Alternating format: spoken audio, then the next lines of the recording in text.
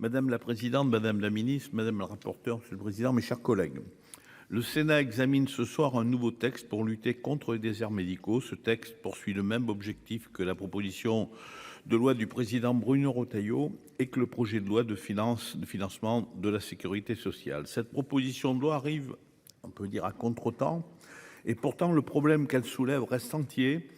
Une autre initiative transpartisane vient d'être présentée à l'Assemblée nationale. Le Parlement reste mobilisé. Notre groupe considère qu'il est important que le Sénat puisse débattre de ces enjeux qui affectent tout particulièrement nos territoires ruraux. Merci à notre collègue Émilienne Pumerole.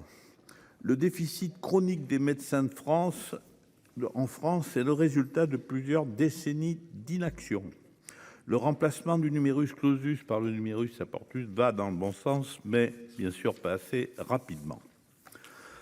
L'article 1er de ce texte vise à ajouter une année de professionnalisation dans le cursus de formation des étudiants médecins généralistes. Cette année devrait être réalisée dans un désert médical, en pratique ambulatoire, auprès de maîtres de stage universitaires. Cette mesure va dans le bon sens. Je crains pour ma part que la condition liée à l'encadrement du stagiaire par un maître de stage universitaire soit parfois contre-productif. En effet, il pourrait être difficile de trouver partout des maîtres de stage, surtout dans certains départements loin des CHU. C'est pourquoi je proposerai 2 amendements afin d'assouplir les conditions en prévoyant qu'une année ou 6 mois au moins puisse être réalisée auprès d'un médecin traitant référent. L'exposé des motifs de la proposition de loi indique que les étudiants pourront toucher 3 500 € net par mois. J'avais proposé pour ma part une rémunération équivalente à 10 consultations par jour, soit 5 000 € par mois. Cela revient peu ou prou à la même chose car il y a des frais de voiture. Enfin, je tiens à dire que l'organisation de ce système en lien avec le conseil départemental est pour moi pertinent. Le département est la collectivité de proximité la plus adaptée. Les conseillers sont proches des maires et connaissent la réalité du territoire. L'article 2, c'est prôner la coordination entre les professionnels. Bien sûr, c'est bon. Et la MSP le favorise. L'article 3 de la proposition de loi rétablit l'obligation de garde pour les médecins libéraux. Notre groupe sait que cette mesure est contraignante et peut nuire à l'attractivité du statut. Cependant, elle nous paraît nécessaire pour garantir l'accès aux soins partout en France.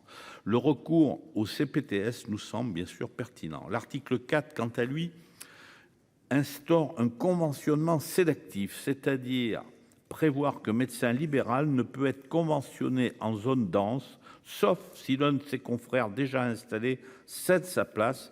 Nous y sommes favorables. Elle répond à un besoin exprimé par de nombreux élus des territoires ruraux.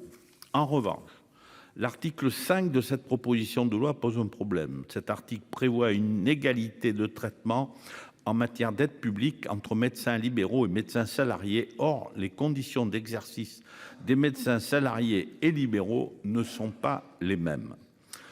Il faut être clair, les médecins salariés ne peuvent pas garantir une offre de soins complète sur l'ensemble des territoires. Il existe trop de contraintes d'organisation liées au droit du travail.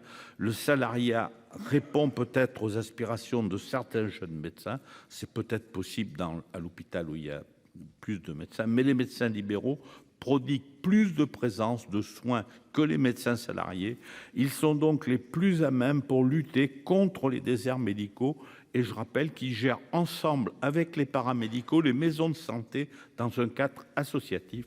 C'est pourquoi je vous proposerai un amendement de suppression de l'article 5. Cette proposition de loi a le mérite de remettre dans le débat un sujet d'extrême importance pour la cohésion territoriale et sociale de notre pays. Notre groupe se déterminera en fonction des ajustements proposés. Je vous remercie. Merci. La parole est à Madame Raymonde Poncet